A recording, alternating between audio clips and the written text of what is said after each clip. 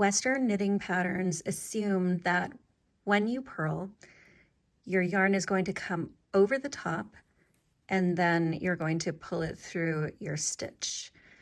So that means the right leg of the stitch is going to be mounted in front of the needle and the left leg is going to be in the back of the needle.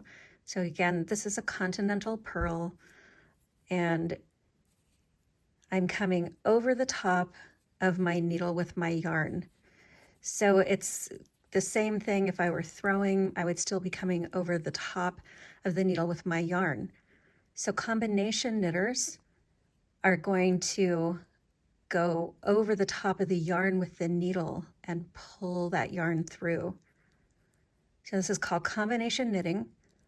And on the purl side, after you have finished the purl side, your stitches are going to be mounted on your needle with the right leg in back and the left leg in front. And this is a very common knitting style for Eastern Europeans. So you can see here again, the right leg of my stitch is in the back and the left leg is in front. So when you are working your knit side, you just need to be careful not to twist the stitch. So instead of going in the front to knit your stitch, you're going to go in the back to knit it. And that's going to keep your stitches from twisting.